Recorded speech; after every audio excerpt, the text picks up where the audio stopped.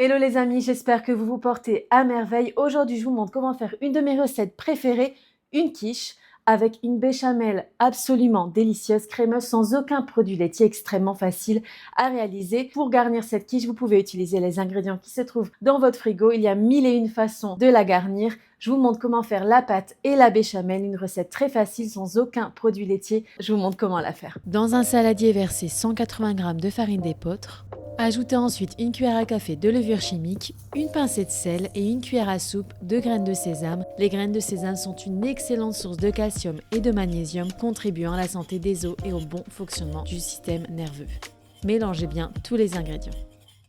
Qu'est-ce que l'épeautre? L'épeautre est une céréale ancienne, plus digeste que la farine de blé, mais aussi plus riche en nutriments. Son gluten étant plus fragile, ça donne également des pâtes un peu plus friables, mais avec une superbe saveur noisette. De son côté, la farine de blé, que l'on aime aussi, est plus neutre en goût et donc plus polyvalente. Elle est idéale pour des pains bien gonflés et des pâtisseries plus légères. Mais si vous voulez un côté plus rustique et plus nutritif, optez pour la farine d'épeautre dans cette recette. Par la suite, incorporez 45 g d'huile d'olive et avec les mains, commencez à rassembler la pâte jusqu'à obtenir une texture sableuse.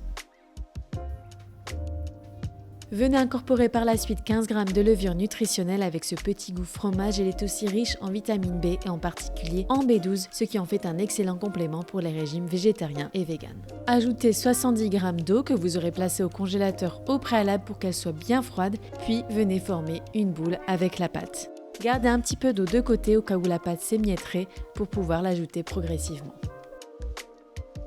Farinez votre plan de travail pour venir y étaler votre pâte. Prenez un rouleau à pâtisserie et étalez la pâte doucement sur le plan de travail fariné. Farinez légèrement votre rouleau également, cela peut aider à éviter que la pâte ne colle. Puis commencez à partir du centre et étirez la pâte vers les bords pour obtenir une pâte uniforme. Si la pâte colle ou si trop de farine s'accumule, retournez-la délicatement et éliminez l'excédent de farine pour éviter qu'elle ne devienne trop sèche.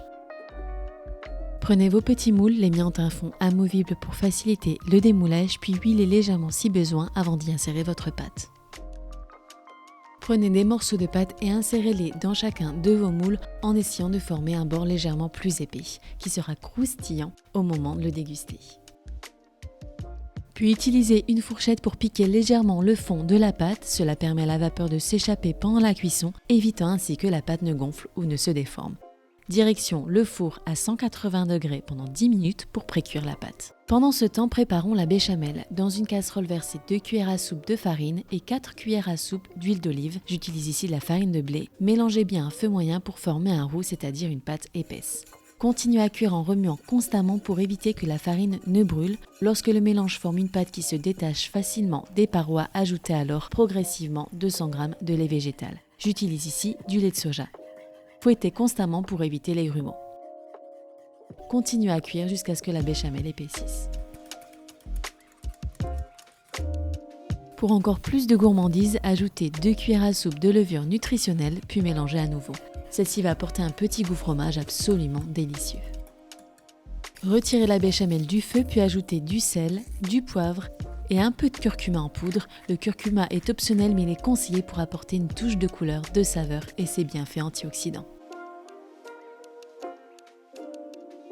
Sortez les quiches du four puis ajoutez le kale coupé en morceaux ou des épinards frais si vous préférez. Le kale est un véritable super élément, il est riche en vitamines A, C et K, ce qui favorise la santé de la peau, du système immunitaire et des os. Il est également une excellente source de fibres, de calcium et d'antioxydants, aidant à lutter contre l'inflammation et à améliorer la digestion. Il est temps maintenant de garnir nos petites quiches. Placez le kale ou les épinards selon votre choix dans le fond de chacune de vos petites quiches, puis versez ensuite la béchamel sur le dessus. Puis parsemez de levure nutritionnelle sur le dessus avant de remettre au four pendant environ 8 minutes.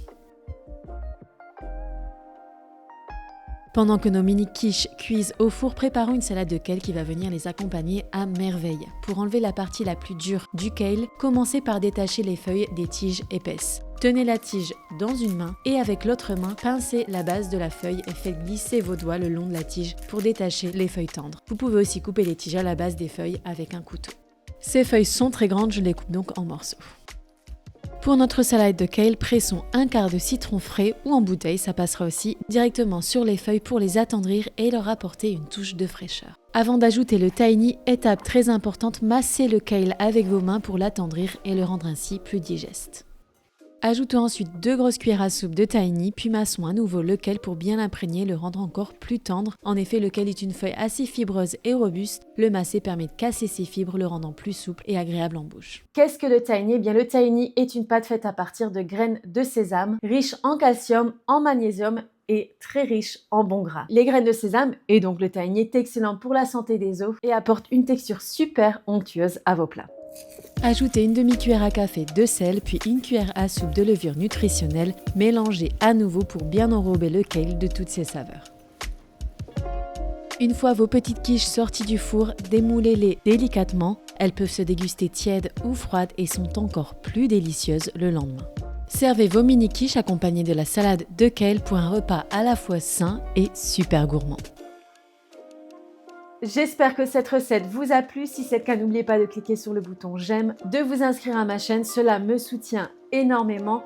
On se retrouve très vite pour une prochaine recette saine, parfois toujours gourmande.